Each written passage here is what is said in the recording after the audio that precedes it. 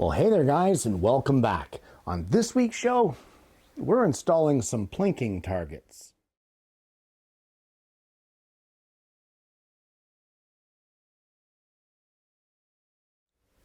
Well, some of you out there may know what plinking is, others may not. And plinking is essentially using a pellet gun to shoot targets. Simple as that. It's target practice.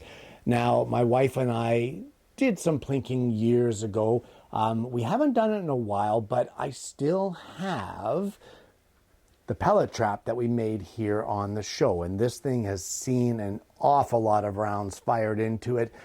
But I want to add something to it today. And well, what that is some plinking targets to give us something to fire at. Normally we shoot at maybe a pop can or that sort of thing, but I want to add more of a challenge and start shooting again. So that's what we're going to work on. So let's head over to the bench and I'll show you where this project is going to start. Well, this here is the pellet trap that I made here on the show years ago with its drawer to capture the pellets. Truth be told, the original design, which is this one, didn't really work as well as what I had hoped. And I ended up updating that on an update show. And what I end up doing actually is filling this with rags with a cardboard replaceable plate in the front. And those rags dampen all of the pellets in the back and allow them to drop in there. But what I want to add, I found on Amazon these metal plinking targets. They're a very thick metal and they have this little bracket at the bottom. And I have 3 sizes. And what I've done is I've tested it with my infrared laser and I've actually engraved a point value on this one. I'm not sure how well it's showing it. This one is a 25 point value. I want to make the large one a 10 point and the middle one a 15 point value.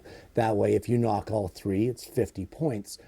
But I'll get into the engraving a little later. What we need for now is a way to mount these here in our pellet trap where they can be resettable. You knock them down and by shooting them, and then you can just flip them back up and reset them. And that's what we're going to look at today. So the first thing we need to do, I'm thinking, is we need to make a few blocks or cut a few blocks out of just some old scrap 3/4 inch thick plywood. Well, for each target, we're going to want a block of scrap. So these have all been cut to be 2 inches long and 1 1/4 inches wide. And these will be the main blocks that our targets are going to mount into. So we need to cut some dados in these blocks. Now, here's my thought process. I want the dado to be as wide as the widest part of these targets down here on this stem. And for the medium and the large target, they're both the same at 3/8 of an inch. The smaller target here, however, is a lot smaller than that 3/8 wide. And at this point right here, at this thick part of the mount, it is 5/16. So in 4 of the blocks, we will place a 3/8 wide dado, and in 2 of them, it'll be a 5/16 dado. But how deep do we want them? Well, I want the dados to be as deep as what their mountings is wide. So in this case, for the smallest target, I want this to be 3/8 of an inch deep. And these ones here, the larger ones, I want this to be 7/16 of an inch deep. So 3/8 wide and 7/16 deep for the 2 larger targets, and 5/16 wide and 3/8 deep for the smaller targets. And we're going to place this on one side of our blocks right along the width of it here at the back. Well, in order to cut these dados, I just made multiple passes at the table saw and then cleaned them up afterwards with a 1/4 inch wide sharp chisel, because the blade making multiple passes does leave an uneven base of our dado. Either way, what we need to do at this point is you want to take each target in the base that it's supposed to sit in and hold it in place here. And in each target, we have this kind of mounting hole here. I want to hold this in place just lightly. You don't want to like push it hard in here. Just hold it lightly in place. And we are going to carefully mark the center of that hole right there. Okay, we're going to take that measurement. I'm not even sure what it is in this case. This is for the medium-sized targets. This is 3/8 of an inch. So we'll just place our 3/8 mark here on the end of our block, just like that. And we now need to know where the middle is here. Well, we know that our dado was 7/16 of an inch deep. So we can go 7/32. And that is the mark for the axle that we're going to need to place in here in order to have these targets flippable up and down. So right at that point, we're going to carefully drill straight down through, right through, all the way out to the other side. We're going to drill a 3/32 diameter hole. Okay, and there is our through hole. Now, the purpose for that through hole is our target is going to sit here like this, and a piece of coat hanger wire, we'll eventually cut them to length, is going to be inserted just like that to hold our targets. Now you just want to make sure that your target kind of flips back freely, because you want to be able to hit that with the pellet and have it fall back on this mount. You don't want it to be binding. If it is binding and you're having some problems with that, just get in here with a chisel and just give it a little trim. You can see the mark there that the target is making, so we can just trim that out just a little bit. So for each one of these now, we're going to need a piece of coat hanger wire. So what we're going to do is we're going to have it so that it is removable. So this is 2 inches wide. We know that. We're going to cut it at 3 inches long each, and then at the 2-inch mark, we're going to bend a 90-degree to kind of make it like a key to pull out. All right, so you should end up with something that looks like this. Now guys, the targets should be leaning slightly forward, and they should be easy to knock over. If they're not, don't be afraid to do a little trimming. I had to trim some of the corners off. Some of them were a little tighter than others, and I had to trim away some of the inside of the dado. This one I trimmed away a little too much of the dado, but it still stands up, it still leans forward, and you know what, it's still gonna get knocked over when the pellet hits it, so I'm okay with that, provided, of course, I can hit something that small. Now, what we need is a way to mount them onto our pellet trap. And for that, I'm going to need a couple scraps of plywood once again. I think I'm going to go with the same width as we have here of 1 1/4 inches. And we're going to cut them so that they're the same length as the inside dimensions of our pellet trap. Well, we now want to space our targets evenly. So we have each one at 2 inches. I'm going to space them, each one here, on our crossboards, basically on the back. You don't want them on the front, and we're not going to glue them in place, but instead we're going to drill them and then screw them into this crossboard here, and get these mounted on the back side. Once we get that done, I'll show you what to do with it next. And we're going to need just a little bit more scrap plywood.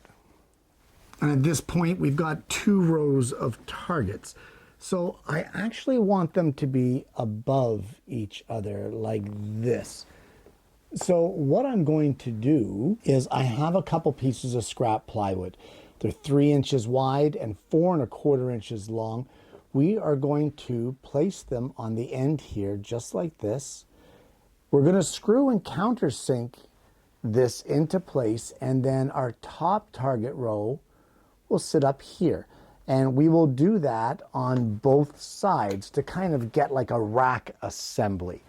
So let me get that done, and at that point we can mount it to our pellet trap. Okay, and with that assembly done, we're just going to place this here so that it's 1 inch inside of our pellet trap, and the world's biggest butchery here.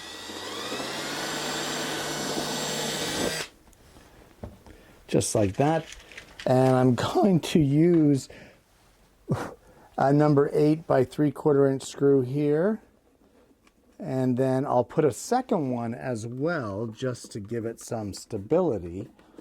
And I'll do the same thing on the other side. And when I get that done, I'm going to show you what it ends up looking like.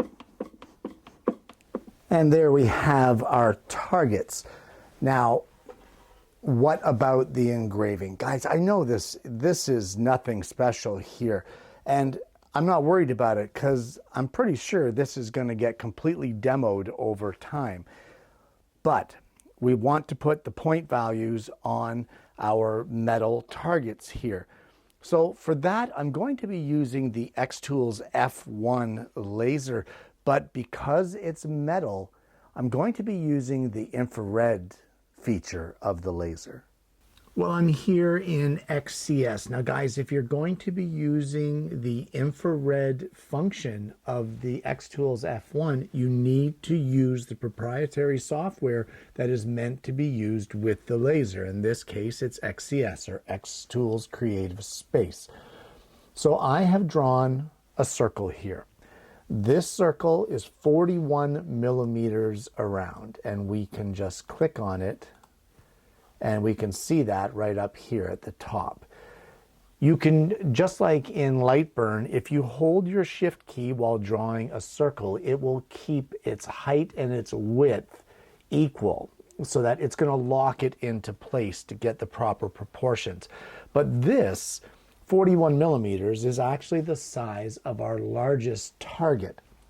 So what I want to do here is I want to now place in the middle of this here, I want to place my point value. So I'm going to click text, and you know what, I'm going to put this over here actually, and we're just going to put the number 5. I know I said I wanted it to be I think 15 points or maybe even 10, but I don't think a big target like that is worth 10 points. I also want to change the layer of this to be red, just so that I can separate this circle from the number. So I'm going to adjust the size of the number and drag it into my circle, just like that. I'm also going to flip this number completely upside down. Now, we're going to go into the red section, which is our number, and I'm going to shut the output off. The reason for that is right now I just want to engrave the blue layer in this case, which is the circle. So I'm going to click on the blue layer, and that's going to bring me to my parameters. The output is on. I'm doing a score. I've put it at 100% and 680 speed. It really doesn't matter the power at this point in time or the speed. We just need that circle engraved. And if you look right here, laser type, I have blue light. So here in the laser, I have just a piece of scrap, and I have framed it and aligned it so that my circle is right at the top of that piece of scrap. So we're just going to lower this. I've also focused it, and we're just going to process it and engrave the circle. That's all we want, is just the circle. So we will click Start and press our side button. That's it. It's a little light. It's very light, as a matter of fact. So I think what I'm going to do is I'm actually going to engrave that a few more times, just so that we can get a bit of a darker image. So I'm going to say 4 times, and I'm going to reduce my speed down to about 390. Again, it's not that imperative. And we'll just process the engraving again, and I will click start, push the button on the side of the laser. There you go.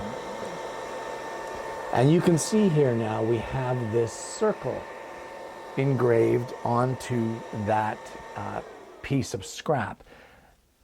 We can now align our target right there, just like that, in the middle of our circle. And if we're happy with that, we can now go back to our little pattern here, go into the red layer and turn it on. And if we look here, we're going to engrave it. I'm going to shrink it just a little bit. And right here, instead of blue light, we're going to do IR, infrared. We're going to pump this power up to 100%.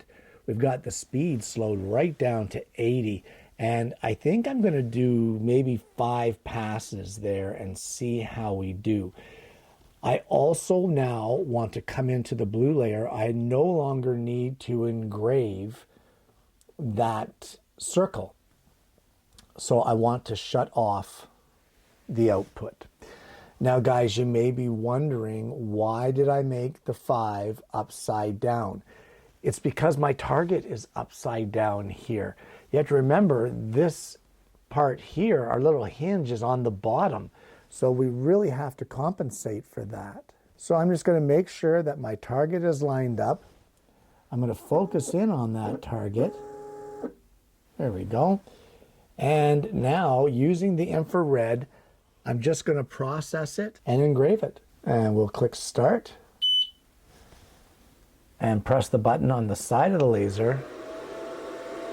And now our infrared laser is running and engraving our number 5 onto our target. So I'm going to let that run, and I'll show you what the number 5 looks like when it's done engraving. And if we take that out, there's our number 5 engraved on our target. So I'm going to do the other large target the exact same way, and then we can move on to these small ones. But guys, honestly, it's the exact same process. The only difference is that these are 31 millimeters. So honestly, like, you really don't have to refilm, or I don't have to refilm the whole process. I just need to re-engrave the circle to line this up and shrink my number to the point value that I want. And when I get that done, I'll show you what the project looks like. And there we go. I have installed a fresh cardboard barrier with the rags in behind as the pellet damper, and all the targets are now engraved and installed. Guys, you just want to make sure that they fall over easily. You don't want to be having the pellets ricochet off them instead of knocking them over. So I guess the big question at this point in time is, can I still shoot? So you know what? Let's give it a try and find out.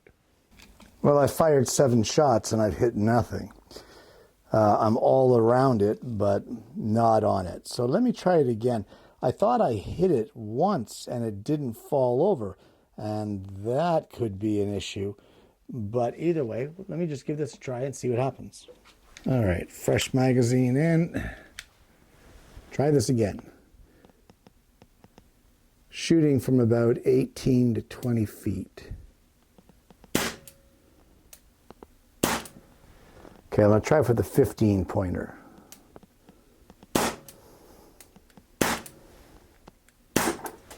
Okay, there's one, finally. Try for the other 5.